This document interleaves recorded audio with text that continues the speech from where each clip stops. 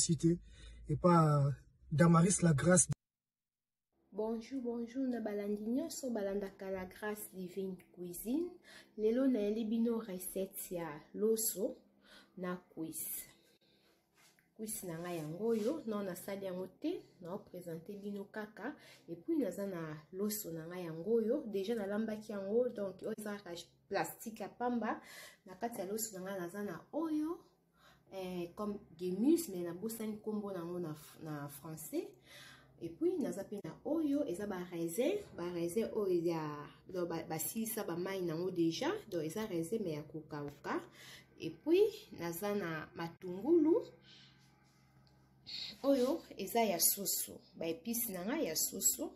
Donc cuisse eza ba épice nanga ya cuisse na kosala ngo sauce blanche oyo ya aubergine na ndembi comme épice ya cuisse nanga naza na fefavais na bosani yango pe susu na bosani kombo nango pe lisusu na français naza na muscade naza na ail naza na oyo paprika ya rouge ezala bien pe mpona basaisonnement naza pe na nini oyo tangawis et puis épice oyo ya soso et puis naza na anja na zef et puis na kotia pe mayonnaise na bosani ko présenter bino mayonnaise place na ti ba épice nanga mais na kotia pe mayonnaise nanga na assaisonner ba bloko nanga nyonso yango yo.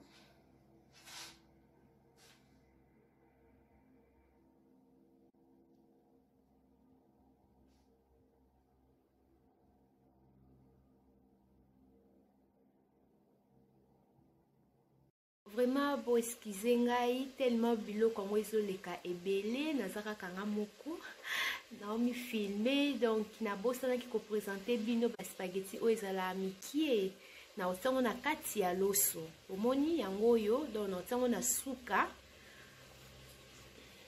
na kati ya loso donc loso ebeli na sangisa ngo na ba épices nyonso nde na koya kotia ngo na suka po ezala déjà pete donc ezala déjà ya ko lemba.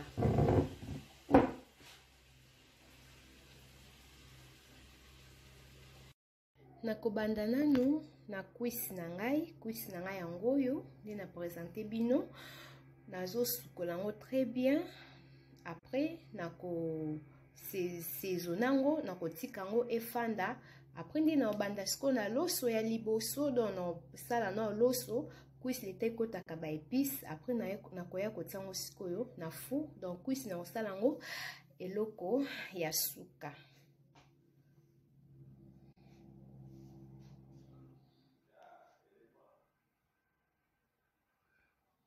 Puis awa ba biloko na nga ya cuisse donc ya sauce blanche o na osala ya aubergine yango yo bomoni na kati déjà bomoni na kati yango mwa minene parce que ekolemba nango na otango liboso na nzungu etoka après ne na koya kotia ba biloko oyo na kosangisa ngo nzela moko na bosani ko présenter bino pilipili biloko lekaki mwa ebele. Cuisse nanga pe déjà na saison nango et c'est koti pe ba épice donc na otango kalate na four bomoni cuisse na saison nango très bien et koti ba épice très bien donc siko ekokota na four bo tala ba vidéo elandi merci. Cuisse nanga yango yo déjà na tiango nazo kota yango déjà na kati ya four.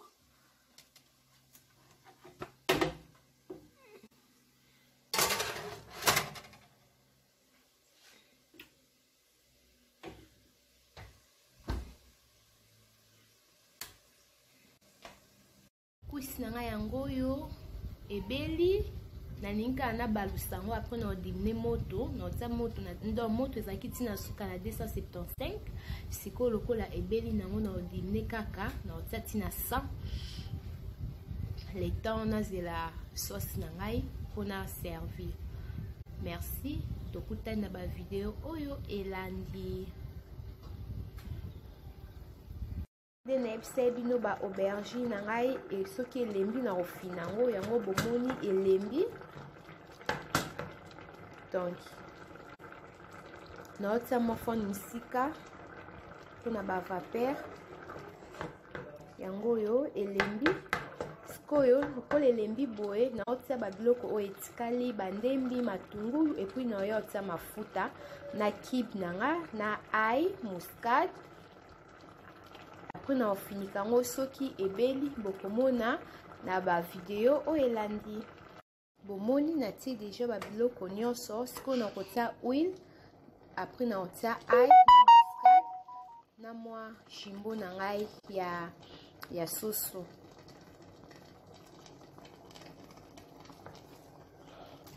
Pilipili eza mibimba na ofina yango te na longoli mpe banzete te. Eza 3 pilipili na bwakaki na kati.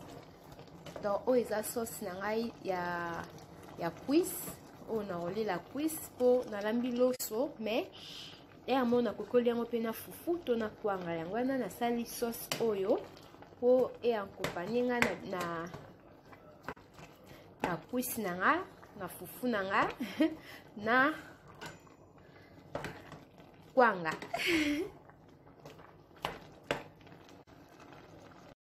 Bomoni sauce na ngai, sauce blanche na ngai yango oyo bomoni. Donc natiaki deja huile mingi te moke kaka kala te na okitisa yango na moto naozelaka bamatungulu oyo ebela.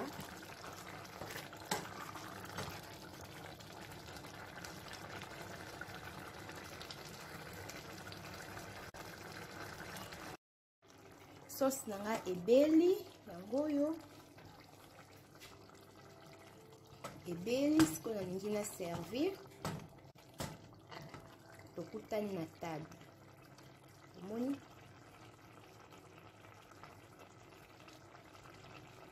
bomoni natie deja huile na nga yango na kati. Omoni yango mo moke na bakisaka moke.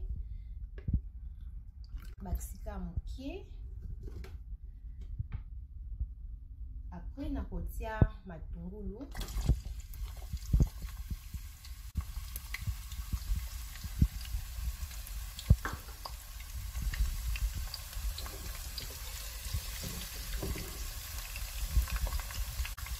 Matungulu naozela yango ebela. Après nde nakoya kotia baraisin na ngai na babiloko mosusu oyo na présentaki bino. Merci. Bomoni sikoyo bakotia angulu oyo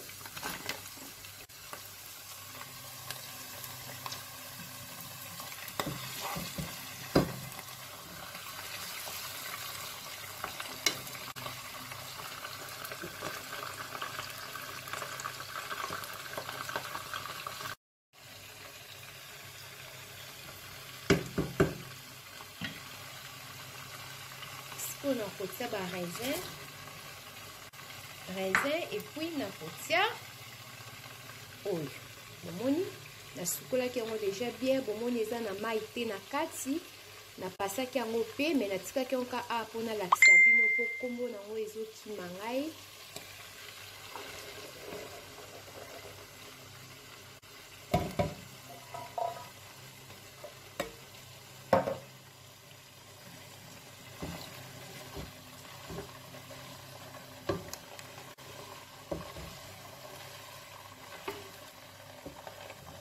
Après nakotia mwa kibe moko ya jimbo ya soso e nakozwa loso na nga soki ebeli nakozwa loso na nga nasangisi yango awa na kati nde nakoservir.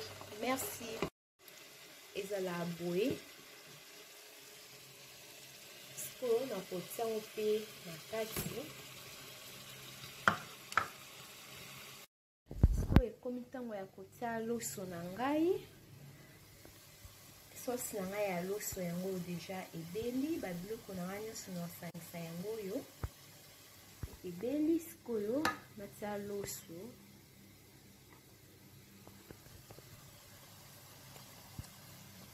nazokata parce que nasimbika yanga moko eza mwa mpasi na filmation nazotia loso. Merci. loso na ngai yango oyo deja na dinaki moto na tieka moto na 2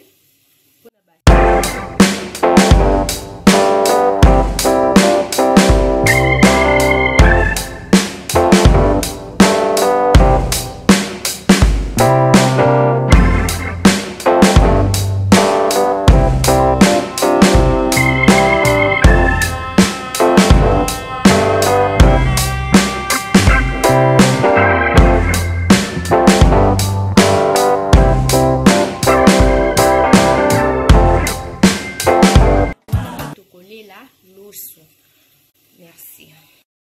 Loso na ngai yango oyo ebeli bomoni loso ebimi moko moko yango oyo bomoni ebimi kitoko même na monoko eza goût bomeka.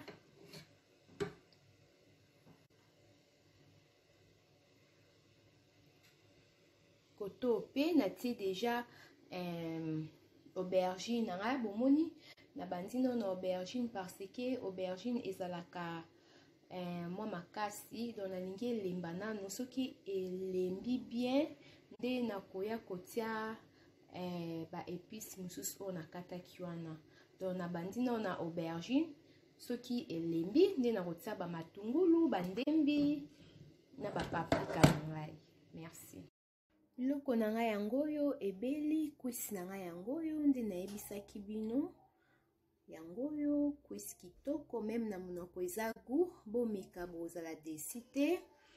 Loso na ngai pe yango oyo bomoni loso ebeli moko moko moko donc eza kitoko makasi même na monoko goût makasi. Bon appétit à tous.